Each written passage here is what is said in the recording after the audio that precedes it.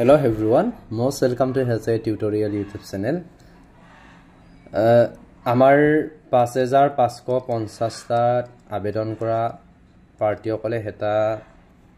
wrong concept mindত থুমাই আছে. Actually আমি overlappingৰ কাৰণে কি বিষয়ত ডিপাৰ্টমেন্টক হাইলাইট কৰিব লাগে বা আমাৰ CM ছাৰক EM ক কোনবিলাক বিষয়ৰ ওপৰত actually আমি হাইলাইট কৰিব লাগে এইটো নকৰি অকল গ্ৰেজুৱেট টিচাৰৰ লগত লাগি আছে অকল আমাৰ ডিপাৰ্টমেন্টৰ আগত হাইলাইট কৰিছে গ্ৰেজুৱেট টিচাৰ আৰু পোষ্ট গ্ৰেজুৱেট টিচাৰৰ কথা সব মই কেইটামান কথা আপোনালোকক কম এইখিনি বিষয় আপোনালোকে ডিপাৰ্টমেন্টক EM ছাৰক CM ছাৰক হাইলাইট কৰিবছন ডেফিনেটলি কিবা এটা সলিউশন আইব কিবা এটা ৰেসপন্স আইব পজিটিভ ৰেসপন্স এনিৱে এই নোটিছখন আমি চাব বিচাৰিছো প্ৰথমতে অকলে জানে যোৱা কালি অৰ্থাৎ 17 অক্টোবৰ তাৰিখে তোমাৰ গ্ৰেজুৱেট টিচাৰ আৰু পোষ্ট গ্ৰেজুৱেট টিচাৰৰ ৰিজাল্ট দিলে এই ৰিজাল্টত বহুতে 5550 টাৰ যেটো মেধাৰ তালিকা এই মেধাৰ তালিকাখনত সিলেক্টেড হৈ থকা graduate teacher post graduate teacher কি হৈছিলে সিলেক্টেড হৈ আছিল এই মেধাৰ তালিকাখনত তেনে পাৰ্টি সকলে কিন্তু ইয়াৰ পৰা ইমানে উইথড্ৰ কৰিছে আপোনালোকে ফেসবুকত চাব পাৰে বহুতে উইথড্ৰ কৰি দিছে সো ইচ্ছাৰে উইথড্ৰ কৰি দিছে আৰু ডিপাৰ্টমেন্টক হেতু ধন্যবাদ জনাব লাগিব কাৰণ গ্ৰেজুৱেট টিচাৰ আৰু পোষ্ট গ্ৰেজুৱেট টিচাৰৰ ৰিজাল্ট দিয়াৰ লগে লগে হি নোটিছখন আকো হাইলাইট কৰি দিছে যে গ্ৰেজুৱেট টিচাৰ আৰু পোষ্ট গ্ৰেজুৱেট টিচাৰ সকলে যিসকলে মানে সিলেক্টেড হৈছে as a graduate teacher and post graduate teacher হিচাপে তেনে পাৰ্টি সকল যদি ইউপিৰ ক্ষেত্ৰটো সিলেক্টেড হৈ আছে upper primary as assistant teacher হিচাপে তেতিয়ালে একেদখলে ইয়াৰ পৰা উইথড্ৰ কৰিব লাগে বুলি হাইলাইট কৰি দিছে সো ধন্যবাদ জনাইছো ডিপাৰ্টমেন্টক এইটো আছিল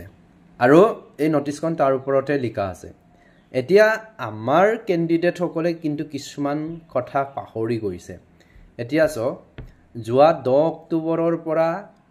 আপোনালোকে জানে কন্টিনিউ আসামৰ ভেৰিয়াছ ৰিকুইৰমেন্টৰ ৰিজাল্ট সমূহ দি আছে ৰিজাল্ট সমূহ দিয়াৰ পাছতে দেখিলো যে আসাম পুলিচৰ যেটো এএসআই এই এএসআইত কিন্তু বহু ক্যান্ডিডেটে কোৱালিফাইড কৰিলে বা সিলেক্টেড হৈছে এটা কথাটো হল যে এলপিইউপিত বহু ক্যান্ডিডেট সিলেক্টেড হৈ আছিল হল বহু ক্যান্ডিডেটে কি হৈ আছিল সিলেক্টেড হৈ আছিল এসআই পোৱা সো একেদকল ইয়াত সিলেক্টেড হলে কি কৰিব কিন্তু এতিয়া টিচাৰ নকৰে কি কৰিব আসাম পুলিচৰ এসআই কৰিব সাব ইন্সপেক্টৰ কৰিব ডেফিনেটলি এটুকে চয়েস কৰিব না মানুহৰ ড্ৰেছৰ প্ৰতি ইন্টাৰেষ্ট থাকে বা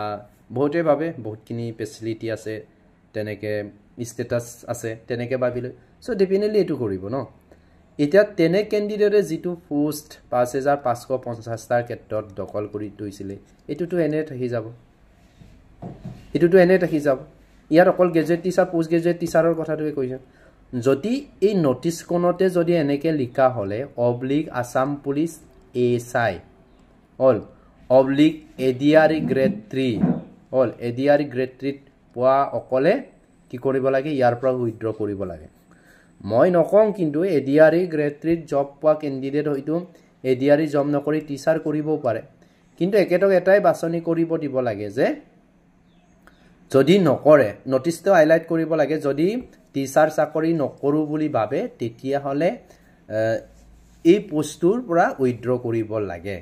যদি কৰিম বুলি ভাবে তেতিয়া ৰাখি দিব লাগে কিন্তু এনেকুৱা বহু ক্যান্ডিডেট আছে টিচাৰ নকৰে গ্ৰেড 3 পাস কৰে আৰু গ্ৰেড 3 বহুতখিনি ভাল এটা লেভেলৰ জব আছে তাতে এসিস্ট্যান্ট ভিডিও আছিল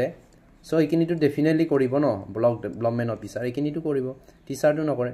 সো মই ভাবো এইখিনিৰ ওপৰতো EM ছাৰক CM ক ডিপাৰ্টমেন্টক হাইলাইট কৰিব লাগে ডেফিনেটলি সলিউশন আইব এই কথাটো মই বহুত দিনৰ পৰা কৈছিলো ফাইনালি এটো হাইছে আমি অকলে কৈছো যে ওভাৰলেপিং হৈছে এইখিনি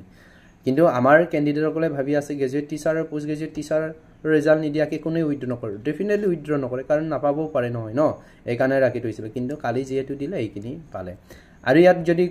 গ্ৰেজুৱেট টিচাৰ আৰু পোষ্ট গ্ৰেজুৱেট টিচাৰ কোনোবা যদি চাই আছে আপোনালোকৰ ৰিজাল্টটো প্ৰভিজনেল আহিছে ঠিক আছে মই গম পাইছো কিন্তু প্ৰভিজনেল আহিলে হেইটোৱে হ'ব ফাইনেল আপোনালোকৰ ফাইনেলটোত নাম আহিব সো আপোনালোকে কাইন্ডলি মানৱতাৰ খাতিৰত উইথড্ৰ কৰি দিব আপোনালোকৰ জায়গাত কোনোবা এজন আনএমপ্লয়মেন্ট ইউতে পাব যাৰ কাৰণে ঘৰখন এটা পোহৰৰ বাট দেখা পাব ন মই ভাবো অকলে কৰিব আৰু ইয়াতে মেনশন কৰা আছে যদি নিজে নকৰে এইখিনি ৰেন্ডমলি ভলেন্টিয়াৰি কি কৰা হ'ব তোমাৰ উইথড্ৰ কৰি দিয়া হ'ব সো সেইখিনি আছিল এতিয়া কথাটো হ'ল আপোনালোকে দুটা বিষয়ৰ ওপৰত আৰু ডিপাৰ্টমেন্টক হাইলাইট কৰক নাম্বাৰ 1 আসাম পুলিচ এসআই সকলোকো উইথড্ৰ কৰাবৰ কাৰণে যদি এসআই নকৰে অপচন থাকিব লাগে যে এসআই যদি চাকৰি নকৰে বা জয়েন নকৰে তেতিয়ালে কি কৰিব লাগে এলপিইউপিতে থাকিব কিন্তু আসাম পুলিচৰ যদি এসআই পোৱাৰ পিছত যদি উইথড্ৰ নকৰে তাক একো মোৰ ক'বলগীয়া ভাষা নাই সো ভাবো একেদকলে উইথড্ৰ কৰিওক সেকেন্ডলি এডিআৰ গ্ৰেড 3 জব পোৱা সকলে উইথড্ৰ কৰিব লাগে কাৰণ জবটো যেতিয়া আপোনালোকে নকৰে ন তেতিয়ালে কৰি দিওক নহলে পিছত ইস্যু আহিব পাৰে সব মই ভাবো মানৱীয়তাৰ খাতিৰত সবে যেটো আনএমপ্লয়মেন্ট হিউট হৈ আছে যাতে সিটটো এনে থাকিব নালাগে এডভাৰটাইজত যিকিনমানখিনি পোষ্ট দেখাইছে এইখিনি থাকি যাব নালাগে যাতে প্ৰত্যেকটো পোষ্টৰ এগেইনষ্টত একোজন ক্যান্ডিডেটে নিযুক্তি পাওক তাৰে কামনা কৰিছো